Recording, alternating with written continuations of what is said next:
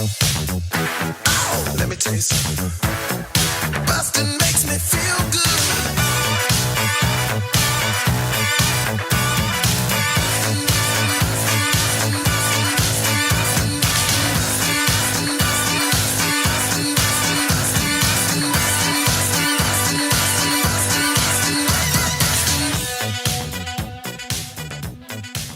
Hi, everybody. Welcome to Blockbusting, the podcast where we love to hate movies. I'm your host, Jay Light. Joining me today, Kazeem, Rahman. How you doing, Jay? I'm good. How are you? I am here and I'm ready to do battle. Let's go. We don't need to do honestly, this is you're going to be shocked. So Kazeem is doing a rare defense of a movie that I thought was going to be total trash based on everything I've ever heard about it. Wild Wild West. Not as bad as I thought it was going to be. Not as bad. It's not that bad. You know, here's what happened. Here's why I want to defend Wild Wild West, right? Please. Let's preface this. Okay, so this was a long time ago when Will Smith did that horrible concussion movie and, like, he didn't get nominated for the Oscar. Everybody thought he was going to. Yeah, and then Chris Rock said, well, it's not fair that Will Smith didn't get nominated for an Oscar, but it's also not fair that he got like $100 million for Wild Wild West. And I was like, wait, time out. How bad was Wild Wild West that he shouldn't have gotten paid for it? And then I went to go watch it and I was like, this is a good movie. It was a decent movie. Because I remember watching when I was a child and I was like, this movie's amazing, right? There's a spider, there's a mechanical spider, there's gunshots, there's fighting. We're good. What's the problem? I don't know. Yeah. So, all right. I had never seen this movie. I remember when it came out, I was listening to a lot of Radio Disney when Wild Wild West got played on Radio Disney all the time. Mm-hmm. Featuring the legend that is Cisco. Go ahead. Yes. Somehow it won worst original song at the Razzies, which is total bullshit. I just looked. Not a bad song. That song was amazing. That song was amazing. Whatever, man. What are the other songs? I'm looking at the other songs that got nominated that year and lost. Yeah. Oh God, where is it? Oh, come on. It was the only one that was listed as nominated that year? Bullshit. Anyway. Yeah. Wild Wild West, long decried as one of the worst movies of all time. The most expensive film ever made when adjusting for inflation at the time of its release, $170 million budget. Didn't do crazy well at the box office, only made $222 million back. Yes. It Pretty still rough. broke even to an extent. If we are comparing it to like because this is 1999 Will Smith. He had finished Fresh Prince of Bel-Air. He had done Bad Boys. He had done Men in Black. He had done Independence Day. And then he did that CIA movie, and Enemy of State. Yes. So he did those 4 blockbuster movies. And then he did Wild Wild West. So I understand. So I can kind of understand. But he turned down Neo to play Jim West. He did not turn down Neo. He turned down The Matrix. There's 2 different things. He turned down the role of Neo in The Matrix. He did. But it was going to be Val Kilmer as Morpheus, though. Exactly. That movie would have sucked. Val Kilmer's not as bad as everybody thinks he is, though. He's not. Val Kilmer is solid. You're absolutely right. At the same time, hear me out. Okay. I think he was trying to go for a quick win, right? He had done Bad Boys, which is rated R. He did Enemy of the State, which is rated R. He did Men in Black and Independence Day, which were both kind of like buddy cop kind of movies. Right. Where it's like him with some random white guy and Will Smith is the main hero. Yep. Right? And so he's like, okay, I'll do Wild Wild West because this is a Western and it's not Wild Wild West is not for adults. And that's the one thing people need to understand. Wild Wild West is for people in 7th and 8th grade, and that's about it. Yeah, that's base. You're 100%. Okay, you're 100% right there. So this is. I'll say this: I'd never watched Wild Wild West until today when we recorded this episode, and I went in there expecting to hate it. Everybody seems to hate this movie from a critical standpoint. It got a 17% on Rotten Tomatoes. The blasphemy. Roger Ebert gave it 1 out of 4 stars, saying, Wild Wild West is a comedy dead zone. You stare in disbelief as scenes flop and die. The movie is all concept and no content. The elaborate special effects are like watching money burn on the screen. Listen, yes, the elaborate special effects, yes. Okay, understandable, right? Well, yes. The mechanical spider. The mechanical, okay, you know the history of the mechanical spider? Mr. Fan of Wild Wild West? Okay. No, what's the history? This is great. So I learned this today while watching and reading about the movie.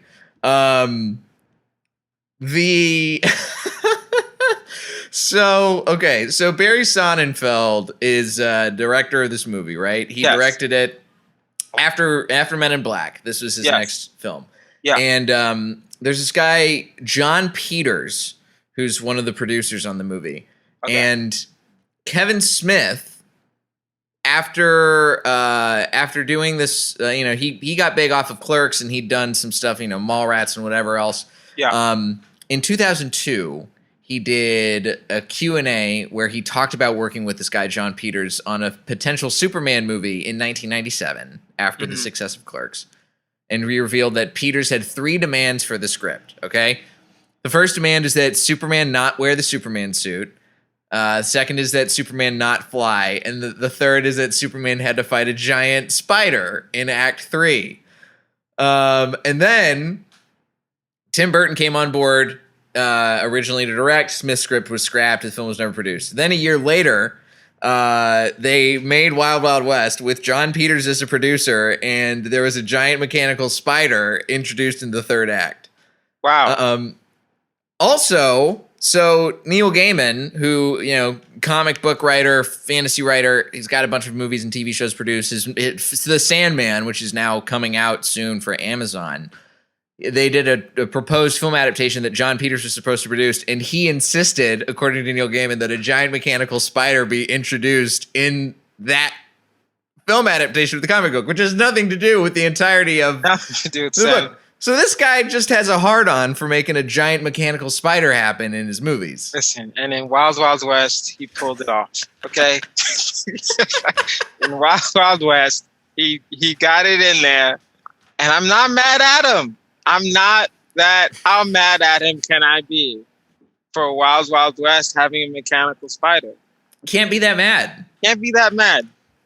I think this movie gets a lot of lambast against it because people wanted to hate this movie coming out for all the different reasons. Like, it came out at the same time as Iron Giant, which is a great movie. It came out at the same time as South Park, Bigger, Longer, and Uncut, which apparently people were buying tickets to see Wild Wild West and then leaving to go watch South Park. Yeah, probably. Bill Clinton apparently got super mad at that and tried to make R-rated films harder to sneak into because of this specifically. So I don't know, take that with a grain of salt, I guess. But this movie is not, as far as like special effects spectacles go, with a couple of jokes in the screenplay and pretty solid acting for a movie like this. This review, I think, is the most damning evidence that like this movie is getting a really unfair shake. This is from Janet Maslin of the New York Times. The film leaves reality so far behind that its storytelling would be arbitrary even by comic book standards, and its characters share no common ground or emotional connection.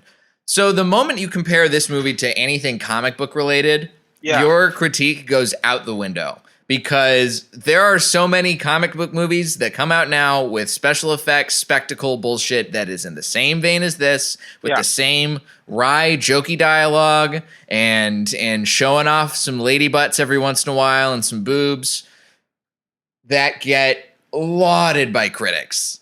And audiences love them, and it's absolute bullshit. And that's another point I wanted to make when I say this movie was clearly for like sixth, seventh, and eighth graders, Mm-hmm. maybe ninth graders, the random butt shots that they would do in the movie were so like, okay, I don't know why Selma Hayek's ass is a part of this movie. I'm not mad at it, but this movie clearly is for like horny teenagers. It is. Obviously, it's for horny teenagers. You get to see Salma Hayek's butt a couple times. You almost get to see boobs at the very beginning of the movie. At the very beginning. At the very beginning. Is underwater. Like trying to fuck in a water tower, which makes absolutely no sense. Yeah.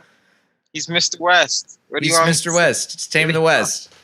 This movie is This movie is patently ridiculous, and I think that's okay. I think it's okay for a movie to be this insanely insane. Yeah, because it knows what it is. It's not a movie that's trying to be a good movie. No, it's not. Because I don't complain about Fast and Furious movies, and in Wild Wild West's small.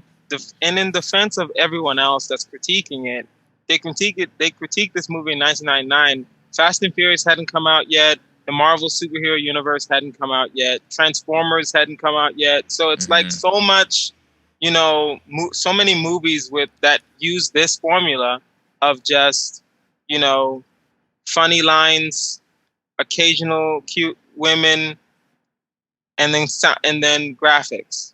Yeah. Right. So many movies that just use those three things as the backbone of their movies hadn't come out yet. So this was like a first. This kind of set the tone. Thank you, Will Smith.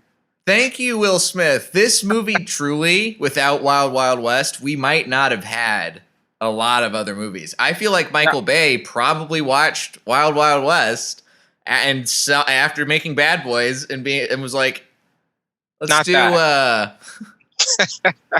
something. Let's do some other fun shit with like a metal But here's monster. the thing, though. I think also, the movie did so bad critically that after this movie, Will Smith did The Legend of Bagger Vance. Yep. He did Men in Black 2, and he did Bad Boys 2. Mm-hmm. And he did Ali. So, yeah, the movie was needed. The movie was needed to steer Will Smith to correct that course, to make sure he's picking movies that, for the rest of the early 2000s, he kind of dominated the box office. Yeah. This movie is integral to Will Smith's career and integral to the American film landscape. So it's, in my opinion, in my limited knowledge of movies, yes. I support your vision. And I want to know, here's another thing I want to know. Yeah. You saw this when you were a kid, probably in like 6th, 7th, or 8th grade, when you're like the target demo for this movie. How many times have you watched this movie since then? Since then, other than the 2 times I recently watched it, whenever it was on TV, I would see it in passing. Sometimes it was on TNT, sometimes it was on like TBS. Occasionally it was like the weekend movie or something like that. So I'd say like maybe like 8 or 9 times since I was like, a child. All right. I think that's pretty good. Like, I haven't seen movies that many times. Yeah. So, I mean, if it's on and I like the movie, I'll leave it on and watch it. It's not a problem for me. You've got a good grasp of why this movie works, which I think a lot of people write this movie off because they watch it. And sure, it's not. I wouldn't call this movie a good movie. I can't, in good conscience, call this movie a good movie. But then it's not for us. But that's exactly. It's not for us to say it's a good movie. But if you show that movie to like a 5th grader, they're not going to have any problems with that movie. No, they won't. Here's the other thing. So this movie has a part of the long and glorious tradition of having really good actors playing parts in bad movies and elevating the movie because they're going at this performance with all of the gusto that like a movie like this kind of requires, where it's an overtly bad movie. Like, it's an overt B movie. It is what it is. This is not quite on the same level of like Snakes on a Plane, which I think is my gold standard for a really good B movie. Mm-hmm. I still have not seen that movie. Oh, that movie's incredible. If you like Wild Wild West, you will love Snakes on a Plane. I need to go watch them. But like, okay, Will Smith, he's doing his like charming Will Smith leading man thing to like some success, some failure in this movie, I think. I think like Kevin Kline, he's coming off of doing like A Fish Called Wanda. He's really like hamming it up in this movie. And then Kenneth Branagh is as the villain of the movie, who's a half man in a wheelchair. Yes. With a very southern, beyond southern, because we are both from Texas, and I've never heard that accent. I've never heard anyone talk like this. That's fine. He's got the facial hair like he's selling snakes at a flea market out of the back of a fucking F-150. It's so hilariously, especially when they're like, oh, we gotta give honor to the South, and I'm like, oh, no one talks like that, but that's fine. That's fine, because I still like this movie. The crazy part also is that his plan of working with all of these foreign countries to destroy the U.S. because he's a big fan of the South and all of his people still like all of his soldiers still wear Confederate soldier uniforms. When you see his plan take place at the very end of the movie and you see the map of the U.S. that he's proposing, he's not even taking the South. He's letting everybody else keep the South. He wants the fucking West. I know. He wants Seattle. He wants Seattle and Portland. This not even Denver. Motherfucker. He wants like the Dakotas. He literally wanted the Dakotas. He didn't want Florida. He didn't want Louisiana. He said Texas can go to Mexico. Yep. I'm like, okay. Hey, listen, the man has a plan. This is the most respectful racist man I have ever said. He's happy to give the Native Americans back their land. Who does that? Listen, a guy in a wheelchair. That's technically not a wheelchair. And you know what? I'm happy that that Will Smith made a whole bunch of stump jokes. The writing there, that's the kind of joke writing that like I know how hard it must have been to come up with 50 lines about having an amputee be your villain. Yeah. And make them good enough to pass muster. Yeah. And then Will Smith, knowing him, he's like, oh, I don't really like this one. Can we say it like this? And I'm like, shut up, Will. Just say the lines. Say the lines. Paying you $100 million. You might as well just say the lines. Yeah. Yeah, this movie's absolutely insane. What do you feel like are things that people have as like a big misconception about this movie that you want to change people's minds on? I think the misconception about this movie is the misconception about understanding how some movies work in general, right? Not every movie is for me, right? Some movies are literally for children. Right? And some movies are for teenagers. And Wild Wild West is not for adults. Right. That's the main misconception. So if you read an adult like criticizing it, well, it's not for you. It's not that it wasn't even marketed towards you, I don't think. Right? So that's a misconception.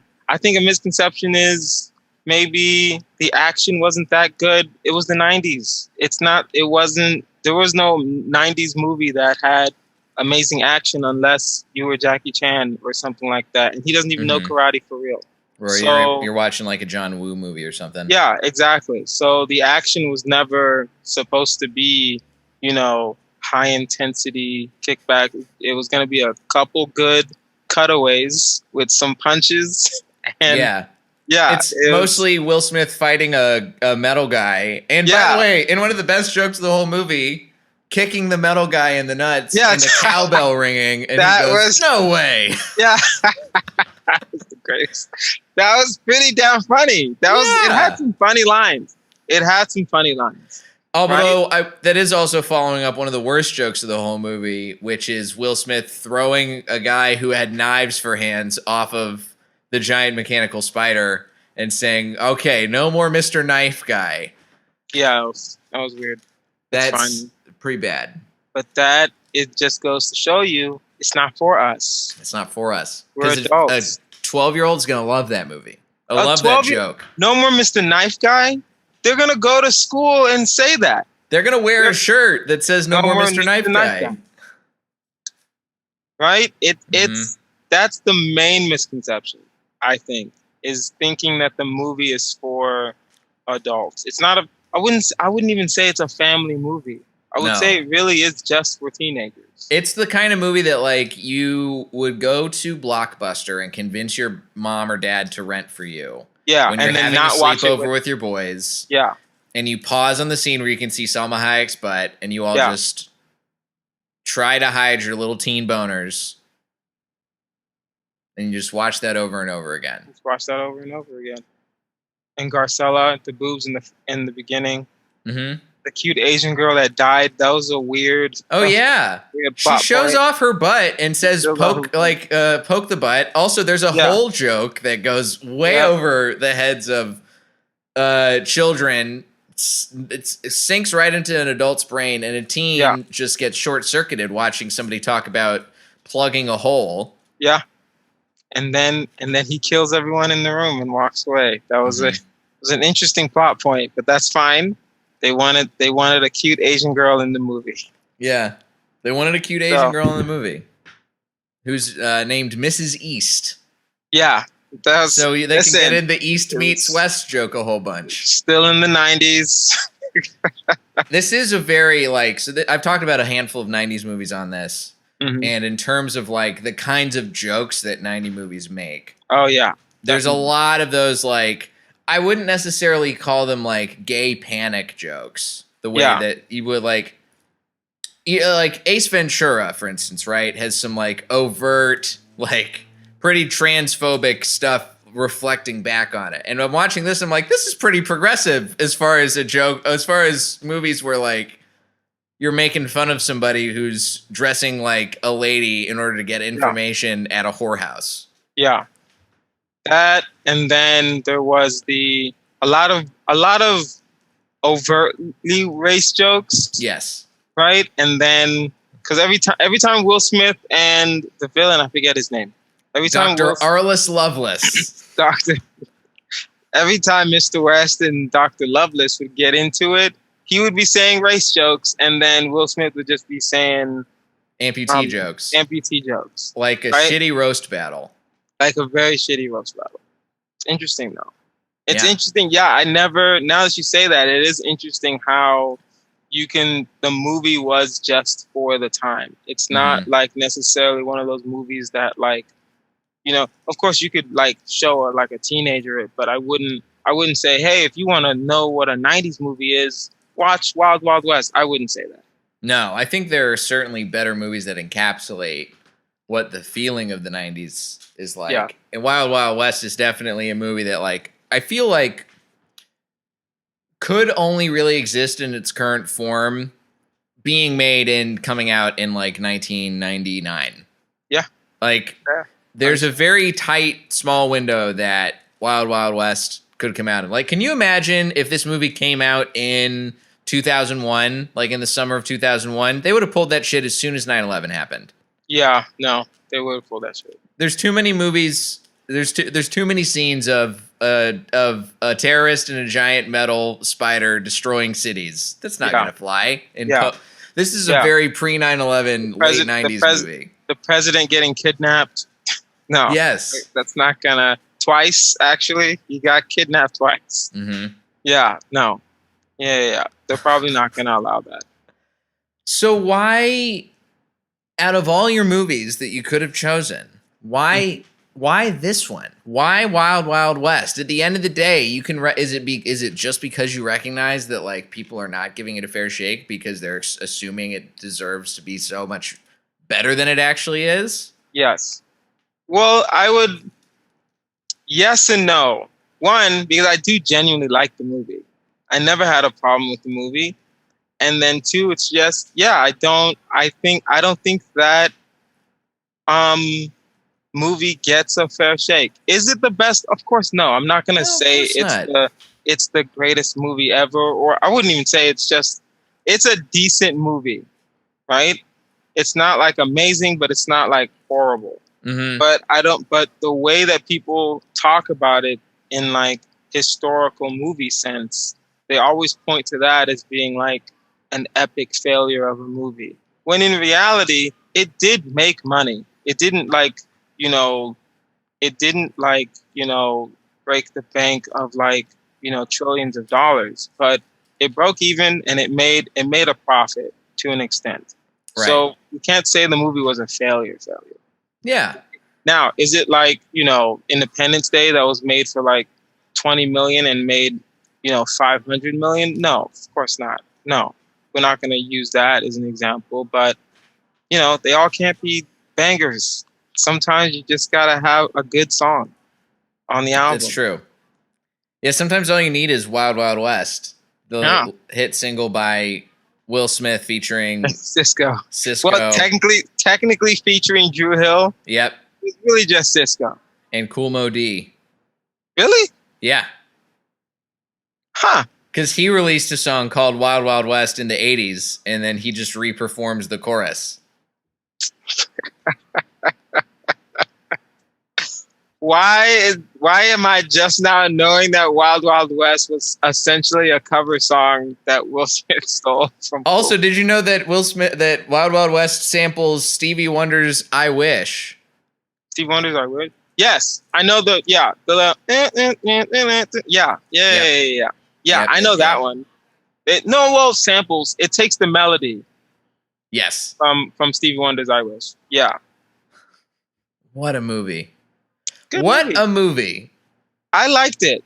I think that the movie was needed. I think if we're talking about Will Smith's career, right?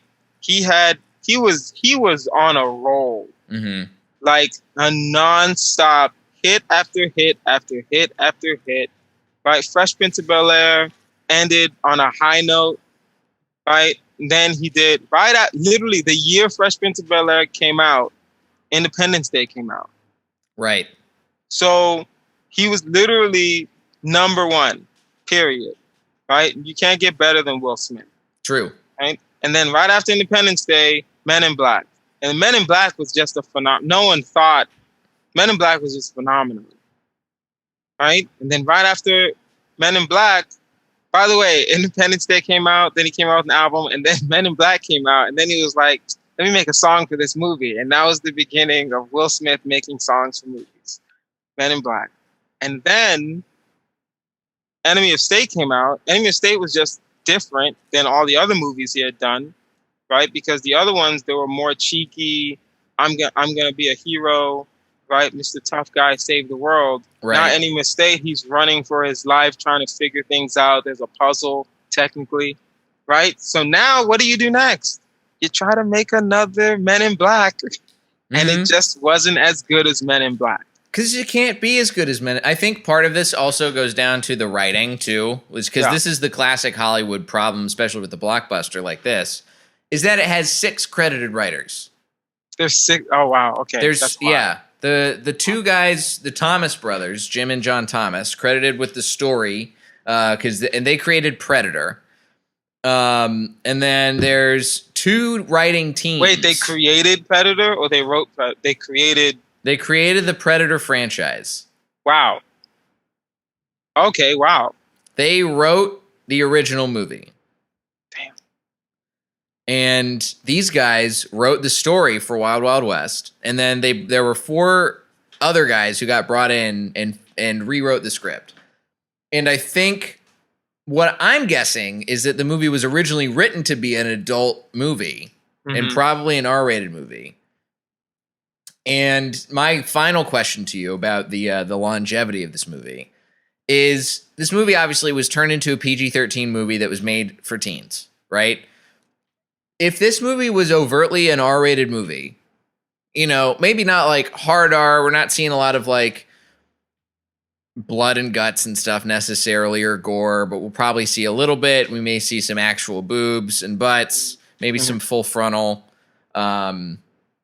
If that movie comes out with still a jaunty Will Smith Wild Wild West single driving it, and the same cast, the same everything, but just an R-rated version of Wild Wild West. Mm-hmm. Do you think that works? Hmm. Or is it have to be a movie that's just for teens?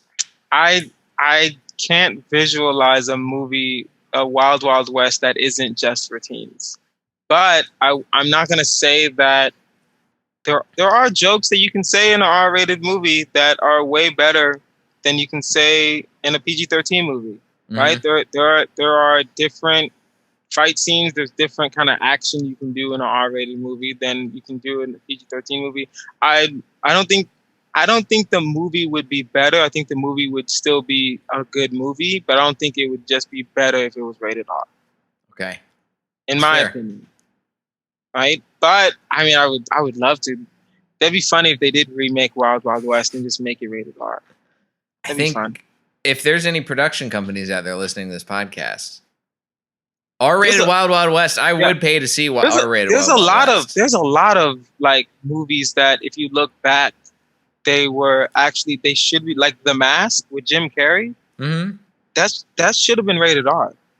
Because The Mask was a comic book, and that comic book is a rated R comic book. Yes, it's ridiculous. So I would love to see like The Boys version of Wild Wild West. Yes, listen, put The Boys version of a lot of things, and I'm watching that immediately. Yes, that show is amazing. I love that show. And this is, I mean, here's the thing: it was based on an old TV show, The Wild Wild West. I think it could have been they pegged it as James Bond on horseback. All right, let's make it feel a little bit more cool and bombastic. Exactly. So if it was, and going back to your point, which you made, which I didn't realize what happened. The fact that you said it was supposed to be James Bond on horseback. So what happened in the writing process? When you go from the two guys that created the Predator series, which is a dope-ass series. Yes. Right? Listen, that's still a popcorn cruncher kind of movies, but still the storylines are still dope. Right? Uh-huh. So what happened in the writing process when you go from the Predator series guys to 4 other writers to whatever this was? Yes. It's right? a real so shame. What happened? Why wasn't it with the acting, with the actors that they had? Why wasn't it James Bond on horseback? I don't know. And especially because the writing teams they brought in, they wrote great movies. They wrote Who Framed Roger Rabbit. All right. They'd written Short Circuit and Tremors. Mm-hmm. But somehow they fucked this movie up too much, which is a problem when you have too many writers. It's too many It's literally too many cooks in the kitchen. What probably happened is that they were really trying to make another Men in Black. Yeah. And Men in Black Western. Can't do it. You can't. All the giant spiders in the world will not save this movie. No, you can't. Right? So, I don't know. It is what it is. And by the way, this is just a little Easter egg for everybody at home. So I'm on the Wikipedia page right now, as I tend to be during these episodes. And I accidentally moused over the poster for the movie, which pretty solid poster. I remember seeing this poster a lot in like Burger Kings and stuff when they had the Wild Wild West toys and at the movies. Which the trailer for this movie heavily features the giant spider, as it should. Yeah. I moused over and it has like alt text, which they have sometimes for blind people who go to Wikipedia and want to read about Wild Wild West for some reason. This is pretty good. This is the alt text description of what the Wild Wild West poster looks like. So just close your eyes, viewers, and listen and see if you can picture the Wild Wild West. I will close my eyes as well. Close your eyes, Kazeem. 2 19th century gentlemen, an African American and a Caucasian, each wielding guns, and beneath a gigantic metallic W, are facing the viewer. Beneath them is a giant flame-spewing mechanical spider, the film's title, and credits. Okay. That's the poster. Okay. Yeah. You want to see that movie, right? Yeah. If I'm 12. If you're 12, and that's all you need. If I'm 12. Yeah. I genuinely think the writers had a good script, and then the studio came back and was like, listen, this is our demographic. We want the kids that loved Men in Black to love Wild Wild West, and just have their parents drop them off at the movie theater to go see it. Right. And you know what? I'm totally fine with movies being made specifically for teenagers that are action-packed and got a little side boob in there and a little cleavage. Hey, if they're not overt war propaganda like the Transformers franchise is, then fine by me. Really?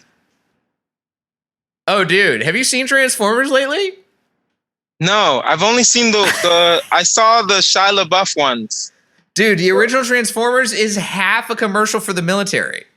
Yes, it is. You're absolutely right. Now that I'm really thinking about what's going on. Oh my God.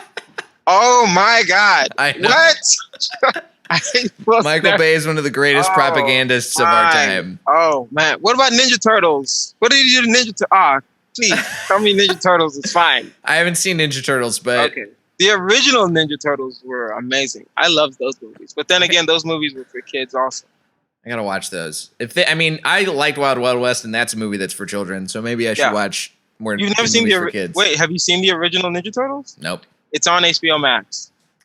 All right. Well, I know what I'm gonna watch next time I get a little time off. Both of them are on HBO Max. They're good. The original ones, not this Michael Bay bullshit. Oh yeah, fuck that. You got to get an actual guy heating up in a turtle suit and no CGI, actual people in turtle suits fighting. It's hilarious. I can't wait. Yeah. Well, Kazeem, I legitimately have to thank you for putting Wild Wild West in my frame of reference because no problem. You know what, guys? It's not that bad. It's pretty bad, but it's not as bad as you think it is. It's not as bad. Okay. You've been tricked. Yes, it is a bad movie, but it's a bad movie for us. A good movie for teenagers. Yes. Teens need a movie like this. And Kazeem understands that. And I do too now. Where can the listeners find you on the internet if they want to argue with you and try and tell you that Wild Wild West is total bullshit and an artistic disaster, which it is, but that's okay. Yes, it's okay. And you may argue with me online at Kazeem Comedy. That's Kazeem Comedy on all platforms.